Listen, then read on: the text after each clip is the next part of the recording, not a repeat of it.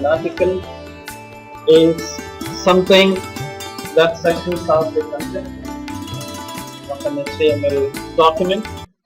However, the difference between an article and a section is section also does the same thing, but article can be independently cited and can be used.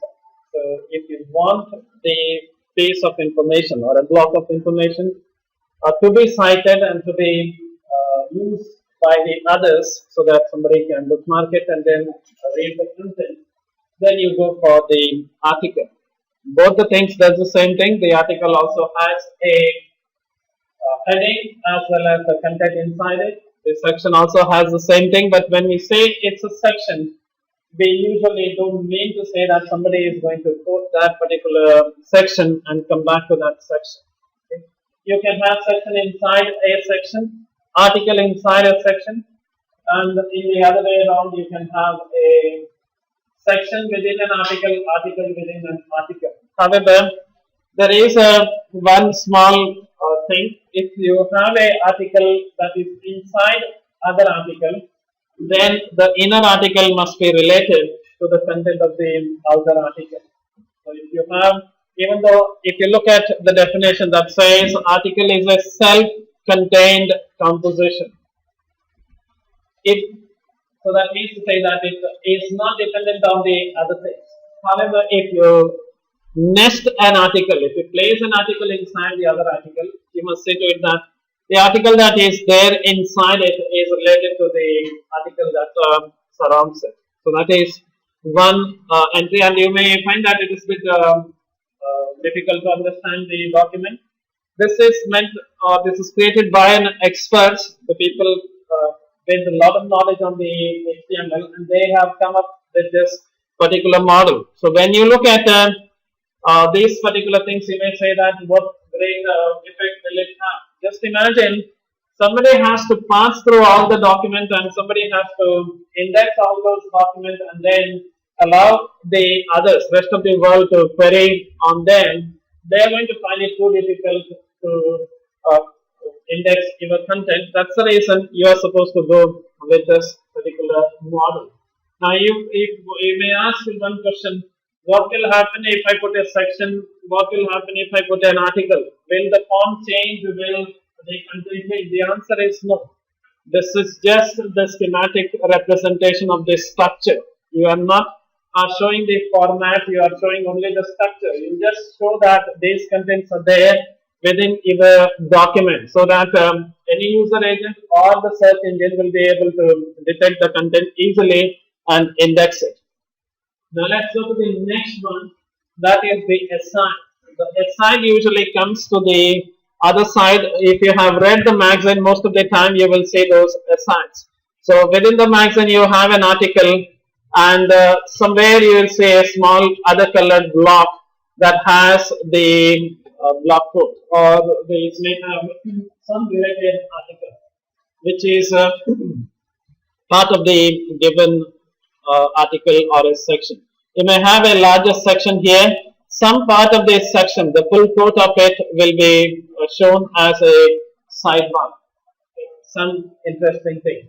Something if you have a article on a particular Independence Day or something, one important, maybe one quote of the Prime Minister will be there as the sidebar, and that is what is the aside. So aside is tangentially related to the content. So when you put the aside here, that's related to the section or that is related to the article. Okay. What is the use? Again, this gives you a structure for the document. Now, usually what we do is we either use the full quote or sidebar or even the advertising. Suppose if you go to any sites, you will see that there will be either an advertisement from the Google or a related ad for a given article. Suppose if you have an article on the external hard disk, there will be an advertisement from the C8 or maybe WD about the external hard disk. That is related. That is not part of the document, but you want to advertise it. In that case, you put those advertisements in the aside. Now, how do I put the aside? The tag is very simple.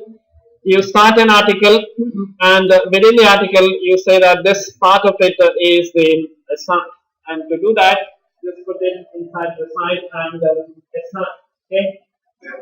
Now, if you notice over here, you will notice here that only web browser completely supports the date and time input and so on and so forth. And in their site, what they are saying that taking the date from a calendar is not only a way to input it and the date and value and so on and so forth. So that means the main article discusses about the browser that supports the date and time, and their sites will just talk about one particular piece of it. The last one to come in this category is the footer. Like header, footer represents some information relating to the section or the document. If you put the footer inside a section, so if you have a entire document and if you put it directly over here, that means this footer is related to the entire document. If you have a section or an article and if you put a footer inside that, that means to say that this is related to the section and article. So a footer may also contain go to the next page and the previous page. It is also allowed. Related to the section. So you may have part of this section here and you want to allow the user to navigate from this side to the other side, then you can have a footer, or you may have a small information and then you put a simple word if you want to know read more, something of this kind. So when they click on that read more, the entire article or additional details will come. That part will go in the footer. However, one thing you must understand that when you have the footer cannot have one more footer inside it, that's not allowed, as well as footer cannot have a header inside it, that's not allowed. But footer can have anything else. Apart from it, you can have a full section or an article inside that footer. It is still allowed. Okay. So any other element you can have. Most of the time, what we have within the footer is about the author, about the copyright information, license of agreement, or this kind of thing that is related to a particular section will be found there. So if you look at this particular document over here, you notice that there is an article here and then you have a footer at the bottom and it says published on a particular date, and then you have one more footer that has some navigation that will take you to different places. So you have the AXF, that's a hyperlink to the different piece of it. So this is how you put the footer and then use it. Okay. And the usual thing, footer doesn't have to appear at the bottom of the page. You can have a page with the starting with the footer. It's allowed. So it is not, doesn't mean that the footer always has to come at the bottom side. However, footer just says that this piece is related to something else. Okay? And I think I've already told you, the footer is there on the body itself, so it is related to the entire document. If the footer you are adding for a particular section, it does mean that it is related to a particular section below. Now here you will notice that a sample that has been shown.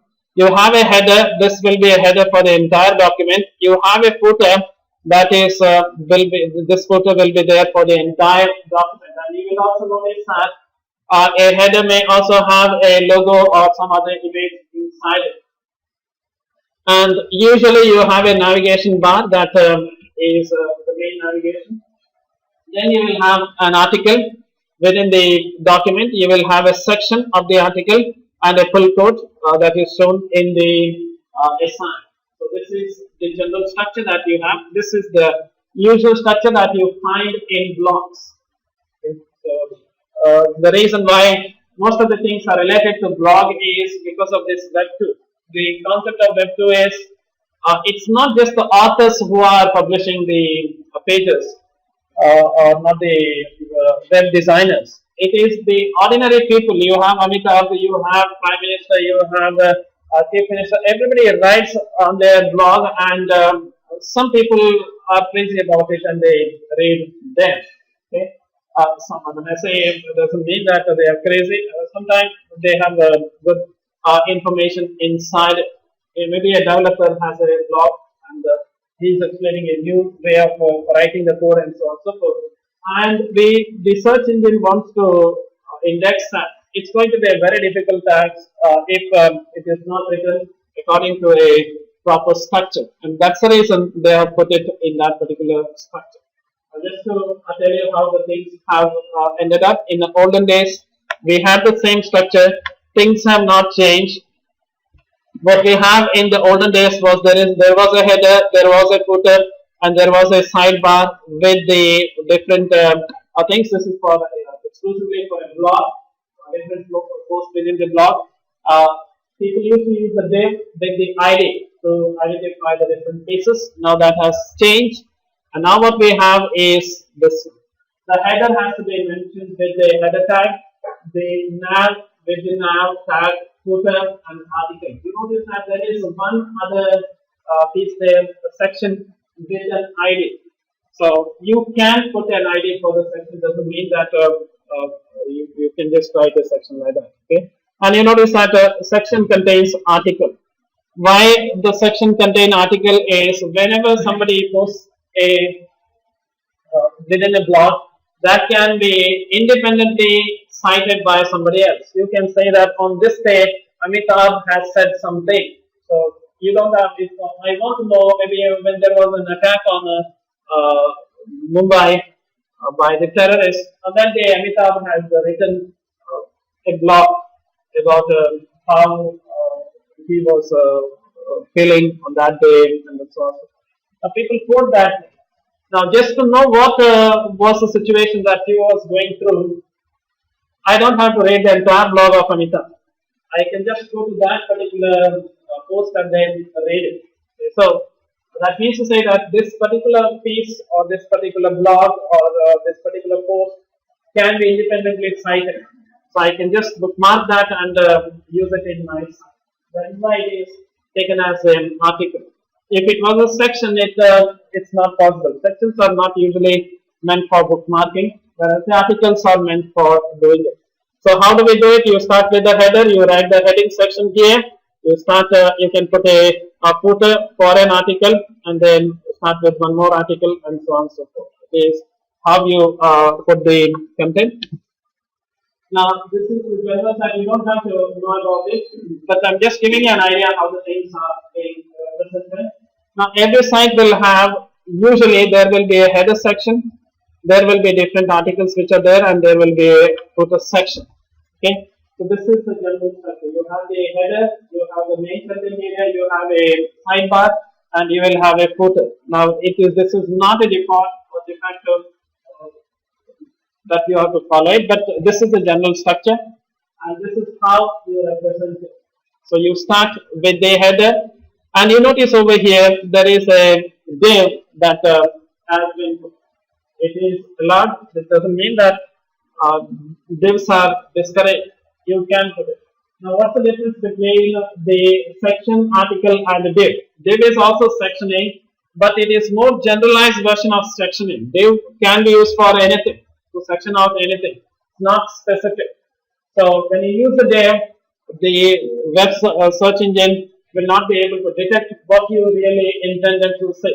When you use an article or when you use the word section, the search engine or the user agent knows very well that what was your intention when you started typing that particular thing. So when you say article, your intention was somebody can bookmark it or somebody can cite it and then use it.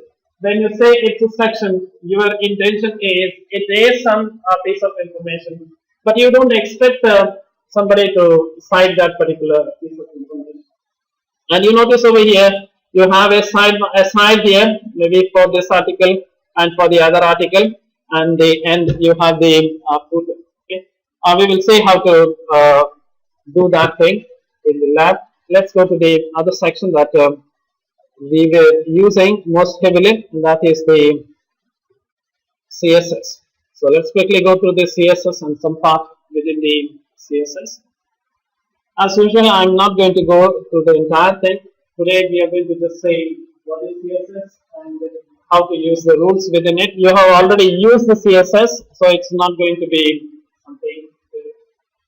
Now, what was the reason why CSS came into the picture? What was that thing which was not there in HTML that forced people to start with the CSS?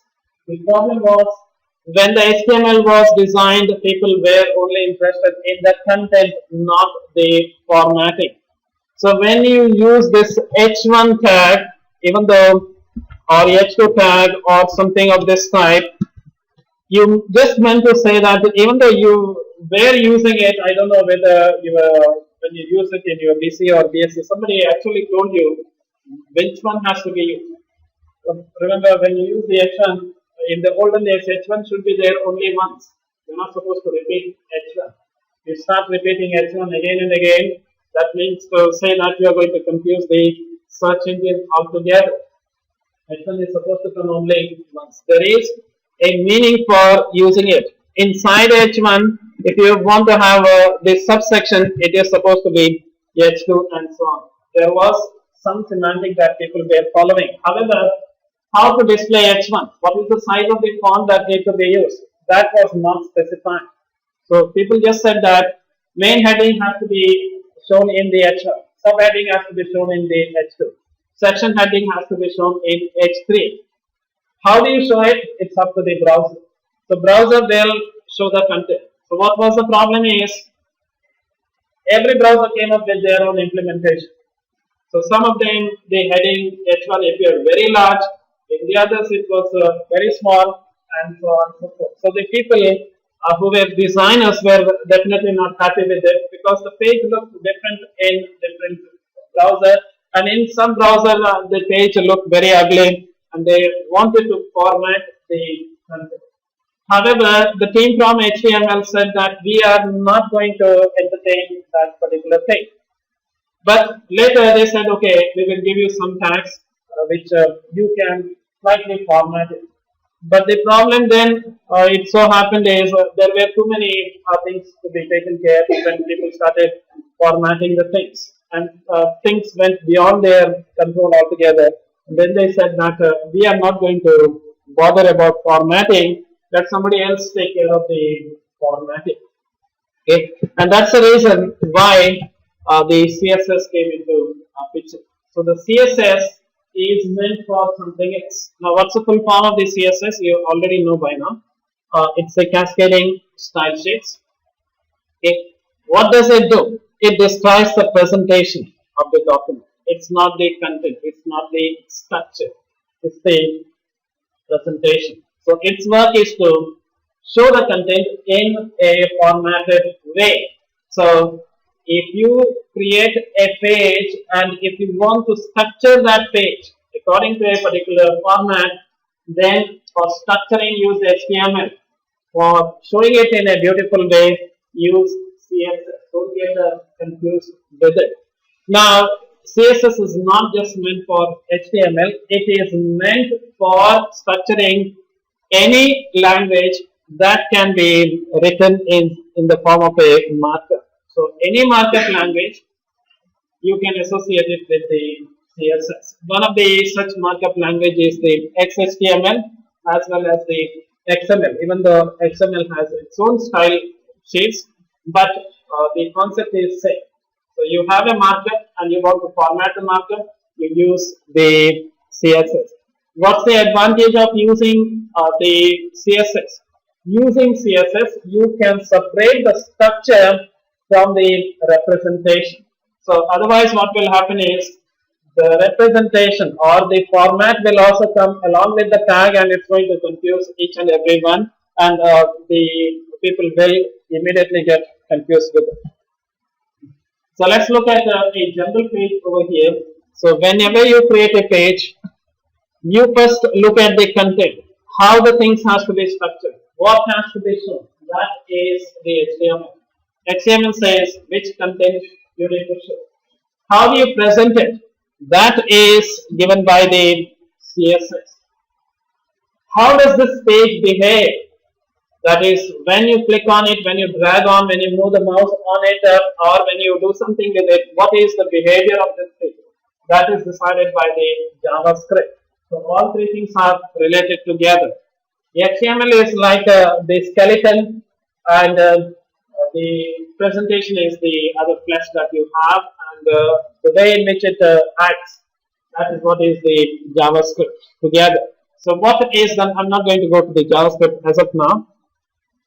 So what is done here is content is separated by its appearance or the presentation. So content is given by an HTML document. Presentation is given by the CSS document. Together, it is combined by a user agent or a browser, and that is shown to the user. The next question is why the word CSS? Why it is cascading? Why not just a style or style sheet? The reason for cascading is how it can be applied. So you can have different style information, and whenever there is a conflict, there is a rule that governs it, and the rule is based on the cascading idea. So you can have an external style sheet, you can have an internal style, you can have a style inline, you can have a style that is given by the user. So many people can give the different style for the same content. Remember, this is the same content. I can give one style, you can give one more style, somebody else can give other style. Now, whose style will be used up? That is decided by this cascade, and you notice that it is building one after the other. Whichever that comes front will win this race. That's why it is called as cascading. I'm going to talk about how this cascading works in the other slides, but you have to remember that particular thing. The word cascade is because the rules are applied in the cascading style. Okay, so this is what is there. Okay. Whenever we think of using CSS, there is one important thing you must understand. The CSS is a set of instructions, and this will suggest the web browser to draw something or to show something on the page. Remember, it's just a suggestion. It is not a order for the web browser. So CSS, when you apply CSS, it is suggesting the web browser that you show it in this format.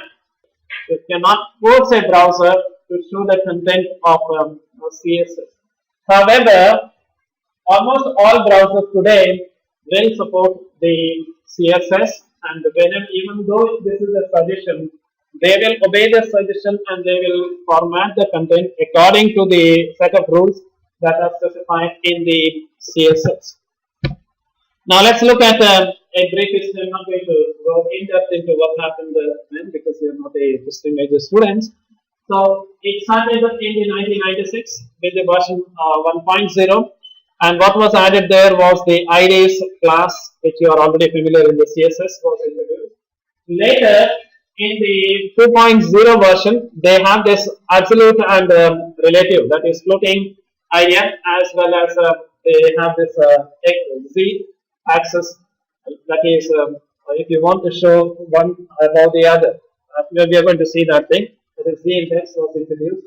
2.1 was just a bug fix for them. However, when it came to the 2.0, they found that too many things have to be done in CSS, and by the end of this 2.0, they actually modularized the work of the CSS. Now the CSS3, again, this is done by the same W3C, it's the same governing body for this one. The standard is controlled by W3C. However, this is a separate group altogether that is handling it. When it came to the 2005, people said that too many things have to be done with the CSS because too many things changed. From the 2005, things have changed dramatically. There were different types of gadgets which came into picture. There were different types of monitors, different types of resolution came into picture, and a lot of things need to be done. So what they did was they said you cannot have one single piece. Let's split that thing into different modules, and one person will work with, or maybe one team will work with one module. So as of now, there are a lot of modules which are there inside it, and some modules are completely accepted, and some modules are still in the process of recommendations, and some at the final stage. And this is the full structure of it. The green says that it is all, the recommendation has been done. Red says that it is the working draft. This is 1 year ago. This has been, I didn't got any other picture apart from this one. You notice that this is all accepted. Second one, this is level 2.1, all accepted. In the 3 version 3, colors, namespace, selectors, and media queries are only accepted. These things, background, and so on and so forth, they are in the candidate recommendation. They are going for the final state. And you notice there are something like paged media, print profile. They are going for the last call for any correction. And if you notice on this one, there is still in the working draft, transform, transition, and Ruby and other things. This is as of 1 year ago. This was the state. I didn't get any other picture for 2014. So as of now, I think at the end of the 2012 itself, 50% of the modules work has been done. Whichever that has been accepted, it's there with the browser. That means to say that not all CSS3 are available in all the browsers, but most of the browsers support all the things over here. The reason why not everything is they have modularized. They are not saying that this is one standard, one module, the maturity of one module, second module, and so on and so forth. They have done it in that way so that the browsers or the user agents will be able to support the modules, and they are able to support all the things at all the time. So that's the reason you notice that when I showed Internet Explorer or when I showed the Chrome, not everything is accepted by them, even for the HTML5. The reason is a lot of things have changed, and they have to incorporate everything in their browser. If you look at the history of JavaScript, the JavaScript itself has changed.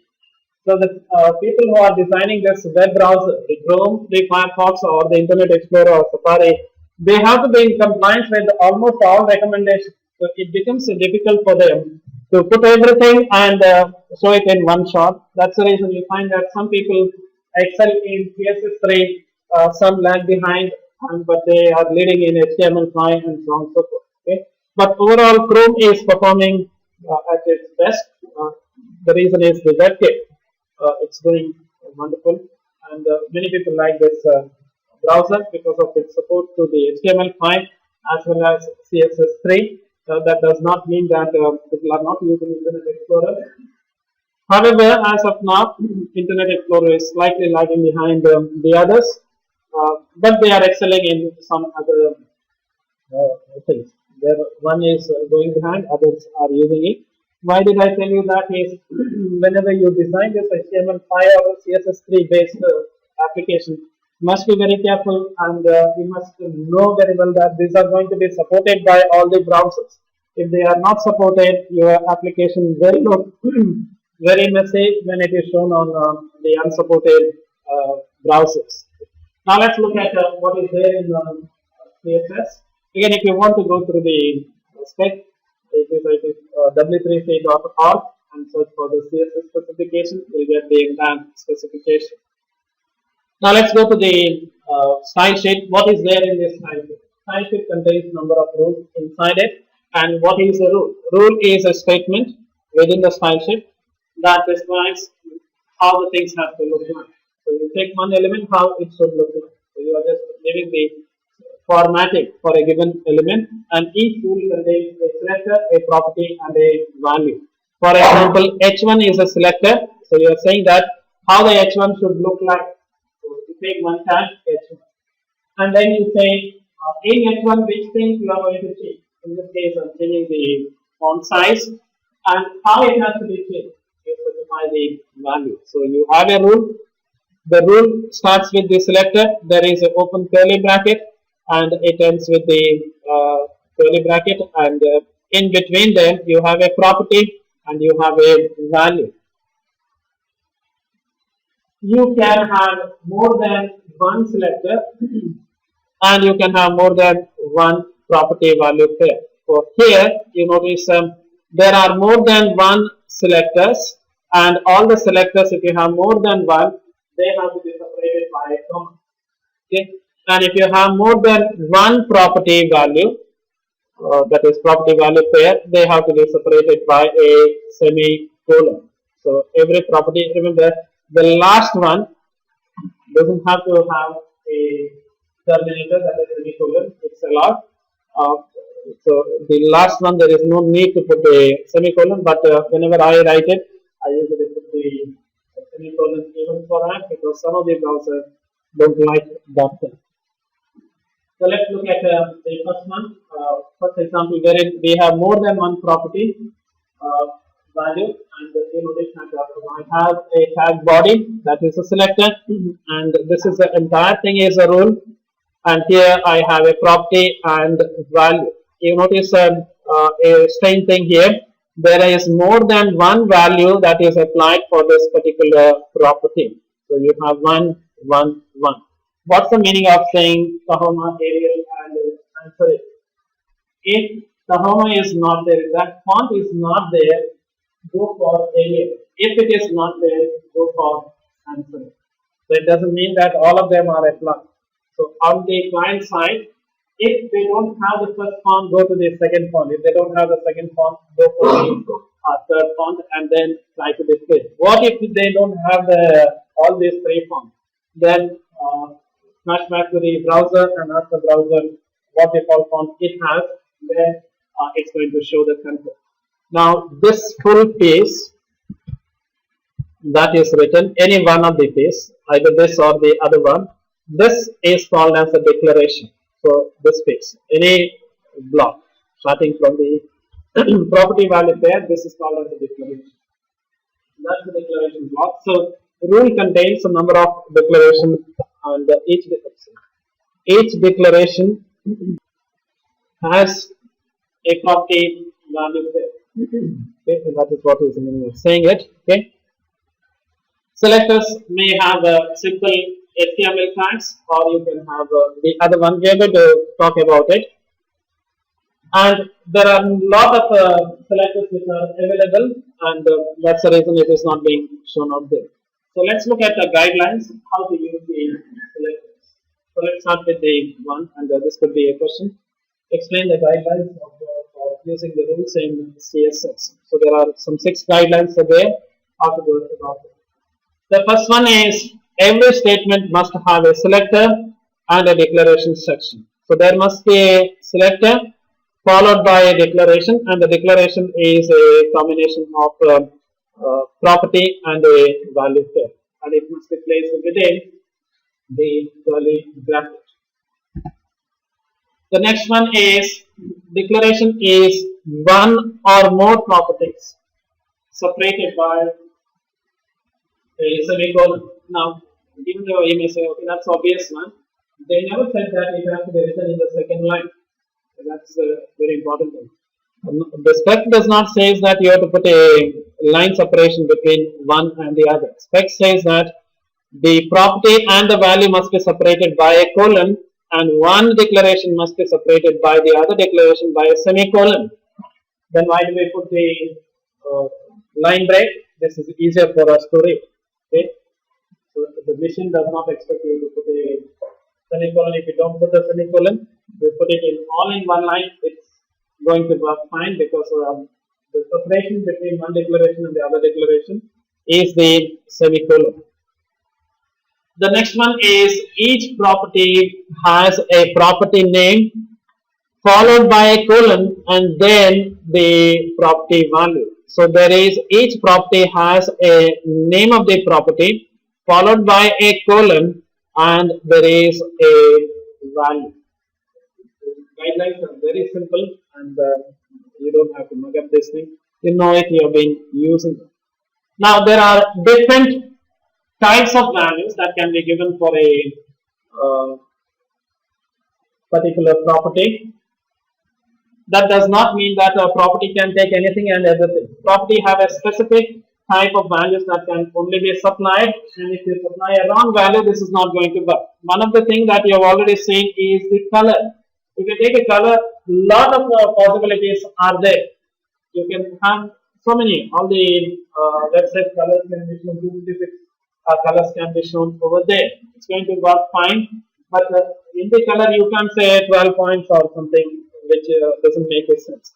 For example, here, a example that is shown in this place is you have something called as clear. I'm going to talk about it. The word itself says that you want to clear something. You can say clear both incorrect, left, right, and none. So these are only possible values. You cannot write a clear middle.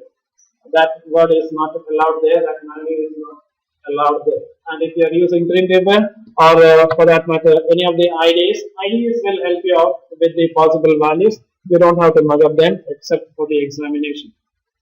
That is a theory exam where you are not allowed to take any electronic gadget. So in that case, you must remember what are the possible values that it can take. Some wild guess, because that can be asked for MCQs.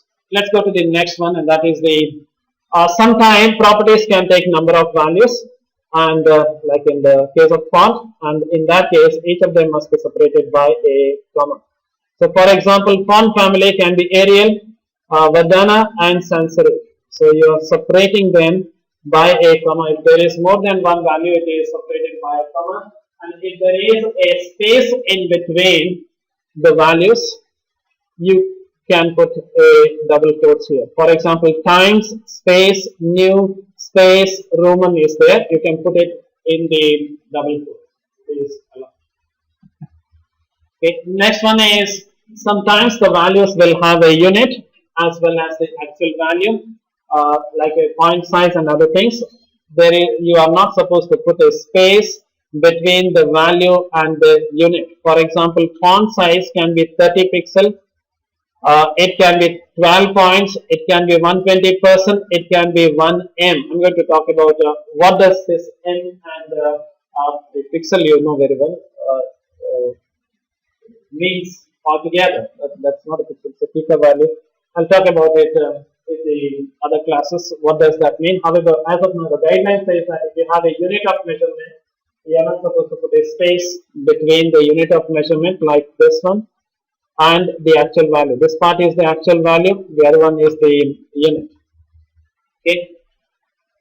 With like HTML, you can use the white spaces even with the style shape for easier for reading and writing. What's the meaning of saying white spaces? You can have a space separation here, you can have a space separation here, you can have a line break here.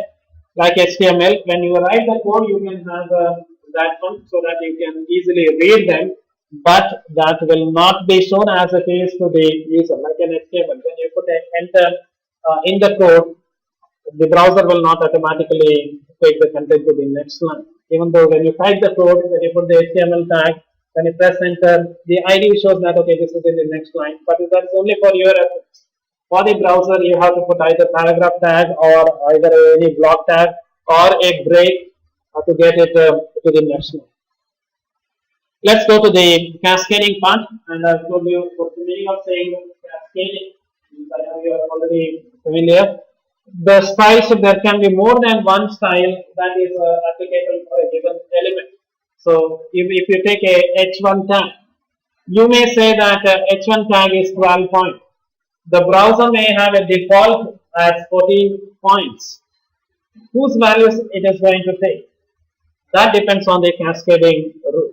And the cascading rule is the one which is very nearest will always win the race. So, which is very close to the given element. That means if you put an inline, that's going to win the race. If it is embedded within the page, that will come next. If it is an external, that will be the last one. There is also a browser. Every browser has its own way of representing the content. If you don't have a style sheet, or maybe when you did it in your BCA class, you were just using H1 or maybe H2 and so on and so forth. But the browser was showing it in a different format.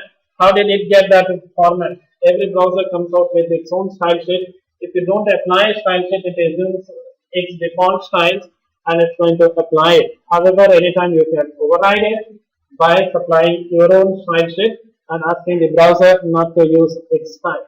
If you don't provide the style, browser will default back to its own style, then use it.